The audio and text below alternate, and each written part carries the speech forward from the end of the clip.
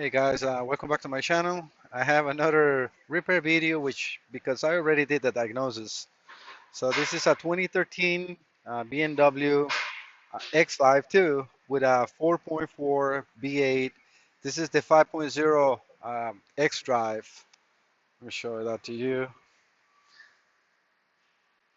So this car has a rough idle and misfires cold, and the problem with these ones is injectors.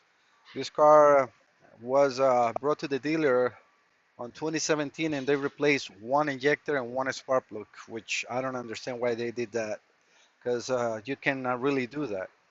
You're supposed to replace one bank if you have, let's say, you have a problem with injector one and two, you're supposed to replace them all on that bank. And if you have another one in the other bank, then you have to replace all of them. Obviously, that is very expensive, and probably the dealer at that time, the car wasn't in warranty, and that's probably why they didn't do it. And but that's just a guess. So right now, the car is under us, and the customer has problem with four cylinders. It's one, two, five, and eight. You cannot really mix the injectors. They have a production date which changes the fabrication of materials inside the injectors. Let me show that to you because I already have saved the information. I have a service bulletin that talks about that. Let me reach the point, and those are all the series of cars that uses the same injectors. Let me get to the picture right here.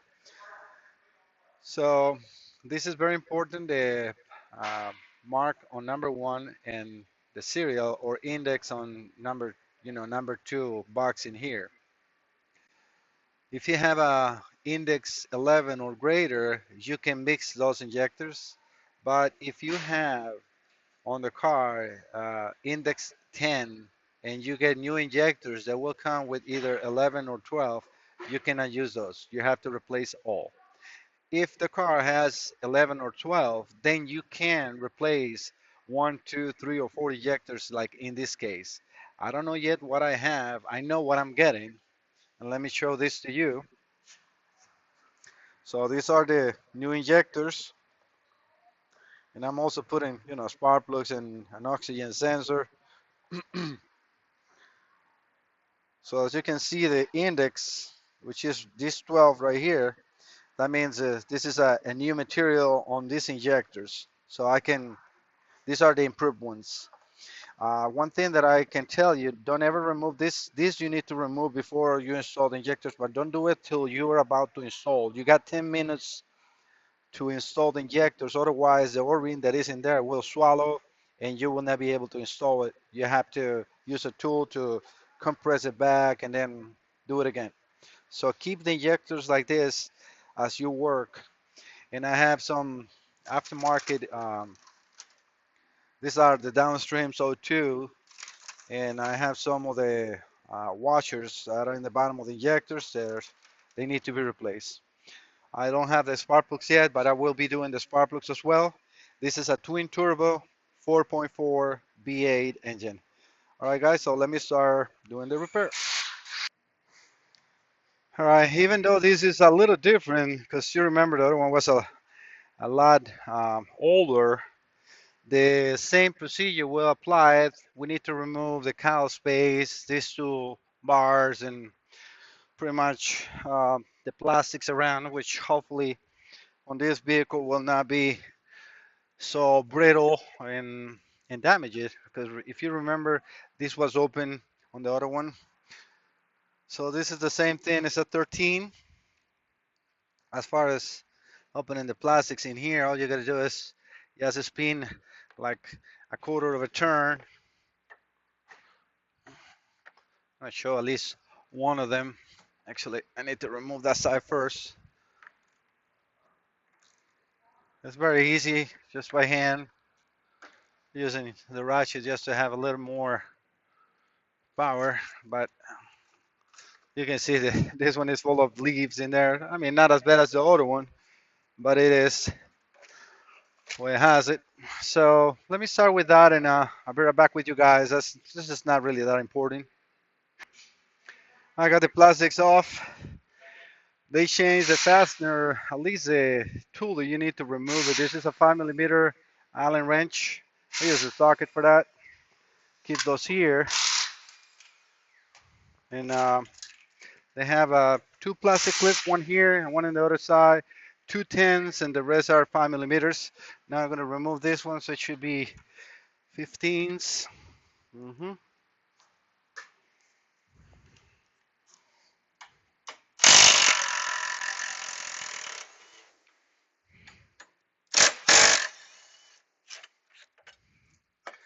And that's how that comes off.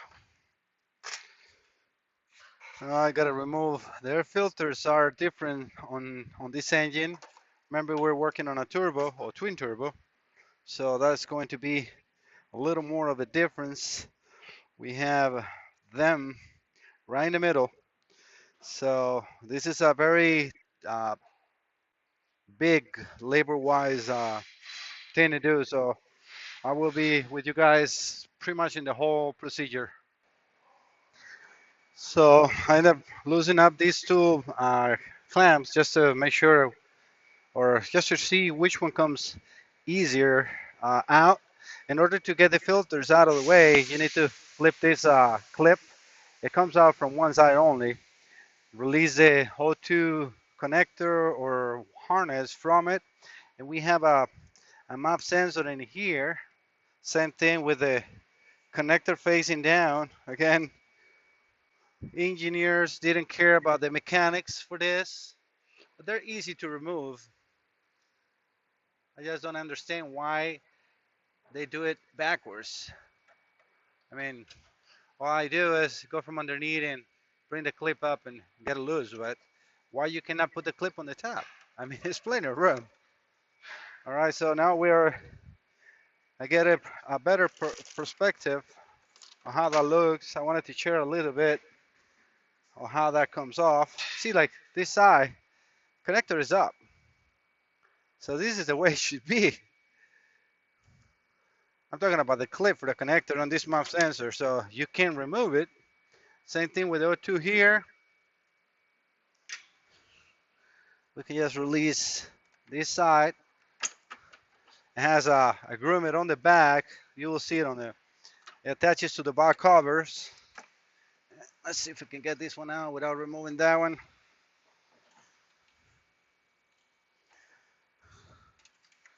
This, okay, we got it out. Filters. The filters looks so. And this is the things that are a little hard to not tell the customer. Okay, we got dirty filters. You need to replace that. So this is how these monsters look. I would like to get these one out. Again, we have this type. Oh, we have a broken hose in here. Yep, and it's leaking. Let me see if I can. Let me get the phone out of here once. All right, so recording. Yes, so as you can see, we have a little bit of oil from the crankcase right where my finger is because these hoses is separated. These are always a problem. The flexible type of hose. This side, this side's fine. You see, it's the same hose. And yeah, you can see this is nice and tight. The other side, it can be moved, which it shouldn't. And it's also loose on the engine, because if you see, hopefully you guys can see it right there. That is, something is not right in there. It should be nice and tight as in here. So I have to take a look in there and see what else we find. I'm sorry, but it is what it is, right? All right, I end up removing the intercooler hose in here, which is okay. Just remove the clamps and the hose came out very easy. And yes, this valve is broken. Hopefully you guys can see that it's moving in there. That should not be moving without releasing that bolt. This is broken, so that hose, this elbow is gonna have to be replaced. I want to record that elbow. So yeah, that's definitely broken. As you can see, I'm just removing, you need to remove these two connectors.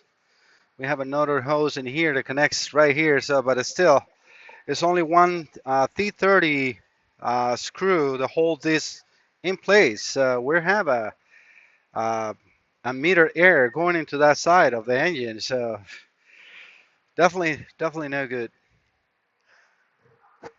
And it's definitely leaking since this seal is not sealing correctly in there. Because you will always have a little bit of oil from the turbos. Let's see if I can disconnect that hose that goes down. Remember the trick that I showed in the other video? I used to packet the screwdrivers. Not sure if it's going to work with this one because this has actually 4 taps. Usually that's what I do, and then just pull out. And this one I'm gonna need to get more. I think I have some more here.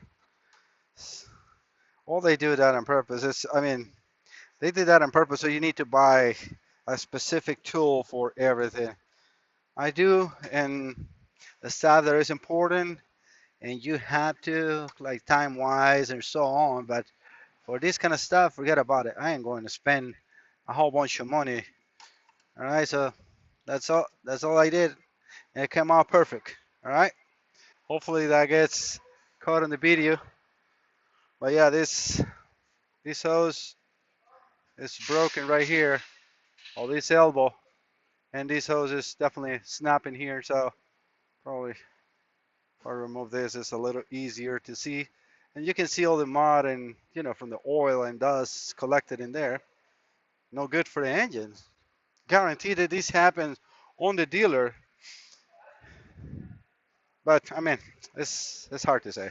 So one thing that I forgot to say, you need to disconnect the battery when you're working on this. Don't do it with the battery connected. But most of you that will try to do something like this have more knowledge than that. So I disconnect the battery. Then it's actually a little warm, so I'm gonna have to take my time removing things. At least this one says fine, but that one is gonna have to. I bet you this comes with all that elbow in there or connection in there. This one is now loose. It's not off completely because I have to disconnect the either here, which in my case, uh, that's probably the best way for me to go. Put this packet of screwdrivers, and I'm gonna need it for this side. All right, remove the hose or elbow from the other side. Disconnecting here with the same procedure with the screwdrivers or packet screwdrivers, and this is the way it looks. So as you can see, this is perfect. So that side is not damaged, but this side is. I will get those seals for that elbow. Just want to see how much play I got on those turbos. This one feels good. All right, guys. Now I need to remove some of this harness to get room to work on those injectors, and that is going to be fun. Especially right now, the engine is a little warm, especially with the turbos here. It will always get super fast, super hot. So gotta crack the fuel rail opens to release the pressure. Probably I can do that. Looks like a 17. Yes, it is. So we will have 2 high pressure pumps, one for each side. Just, crack it open, cover it. It's not really. I'm releasing the low side first. And this side is probably better if I go to the high side.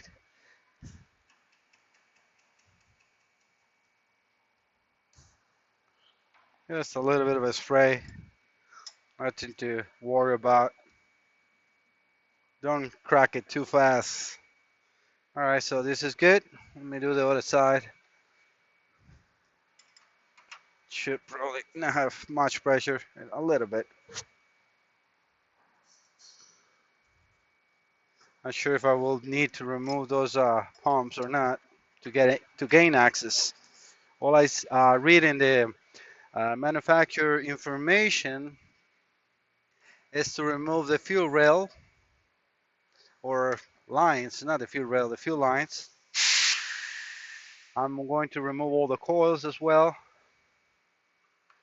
It's just a connector disconnected by me. Trying to, get as much out to get, room to see what I'm doing.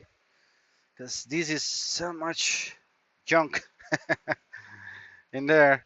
The fuel lines on the BMW, you don't need any tool to remove. These yellow, hopefully you guys can see, it's like a yellow plastic thing in here.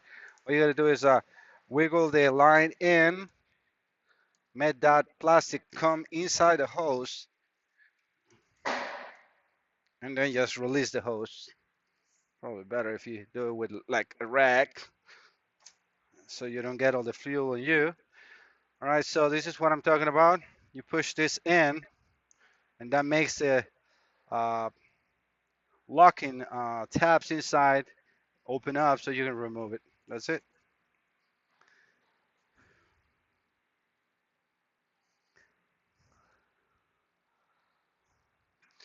I don't know if I mentioned it already. Fire and order on this card is 1, 2, 3, 4, 5, 6, 7, 8. So my goal is to remove 5 and 8 and 1 and 2. If everything goes smooth, and obviously we need to remove and replace the spark plugs for that coolant hose. Yeah, it's a coolant pipe in here I'm gonna have to remove, and I cannot do it now because the engine is warm. These coils, for those who don't know much about BMWs, all you gotta do is remove the connector and they just come out. I use usually the same handle to pull it out. So these are the coils. Hmm.